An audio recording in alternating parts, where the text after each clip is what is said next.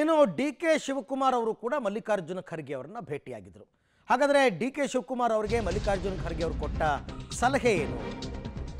ಬಹಿರಂಗ ಮಾತು ಬೇಡ, ತಾಳ್ಮೆ ಕಳ್ಕೊಳ್ಳೋದು ಬೇಡ.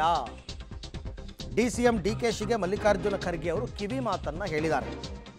ನಿಮ್ಮ ಶ್ರಮ ಹೈಕಮಾಂಡ್ಗೆ ಗೊತ್ತಿದೆ, ಸ್ವಲ್ಪ ಪರಿಸ್ಥಿತಿ ತಿಳಿಯಾಗಲಿ, ತಾಳ್ಮೆಯಿಂದ ಇರಿ ಅಂತ ಡಿಕೆಗೆ ಖರ್ಗೆ ಅವರು ಕಿವಿ ಮಾತನ್ನ ಹೇಳಿದ್ದಾರೆ.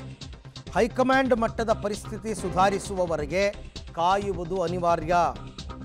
ಹಾಗಾಗಿ ಖರ್ಗೆ ಮಾತಿಗೆ ಡಿ ಕೆ ಶಿವಕುಮಾರ್ ಮೌನವಾಗಿರ್ತಾರಾ, ಕಾದು ನೋಡುವ ತಂತ್ರಕ್ಕೆ ಮೊರೆ ಹೋಗ್ತಾರಾ, ಅಥವಾ ಡೆಡ್ಲೈನ್ ಮೂಲಕ ಮತ್ತೆ ಒತ್ತಡ ತಂತ್ರಕ್ಕೆ ಮುಂದಾಗ್ತಾರಾ ಡಿ ಕೆ ಶಿವಕುಮಾರ್? ಈಗ ಹಾಗೆ ನೋಡೋಕ್ಕೋದ್ರೆ ಹೈಕಮಾಂಡ್ ಮಟ್ಟದಲ್ಲಿ ಪರಿಸ್ಥಿತಿ ಸುಧಾರಿಸೋಂಥದ್ದು ಏನಿದೆ? ಈಗಷ್ಟೇ ಬಿಹಾರದ ರಿಸಲ್ಟ್ ಬಂದಿದೆ, ಕಾಂಗ್ರೆಸ್ಸು ಸೋತು ಸುಣ್ಣವಾಗಿದೆ. ಹೀಗಿರಬೇಕಾದ್ರೆ ಸ್ವಲ್ಪ ಆ ದುಃಖ ಇರುತ್ತಲ್ಲ, ನೋವಿರುತ್ತಲ್ಲ, ಆ ಚುನಾವಣೆಯಲ್ಲಿ ಸೋತಿರ್ತಕ್ಕಂಥದ್ದು, ಇವೆಲ್ಲ ಸ್ವಲ್ಪ ತಿಳಿಯಾಗಲಿ ಅಂತ ಇರ್ಬೋದು. ಅದನ್ನು ಬಿಟ್ಟರೆ ಬೇರೆ ಏನೂ ಒತ್ತಡ ಹೈಕಮಾಂಡ್ ಮಟ್ಟದಲ್ಲಿ ಇಲ್ಲ.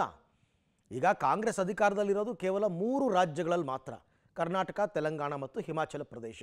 3 ರಾಜ್ಯ, ಎಲ್ಲ ಕಡೆ ಚೆನ್ನಾಗಿ ನಡ್ಕೊಂಡು ಹೋಗ್ತಾ ಇದೆ, ಏನು ತೊಂದರೆ ಇಲ್ಲ.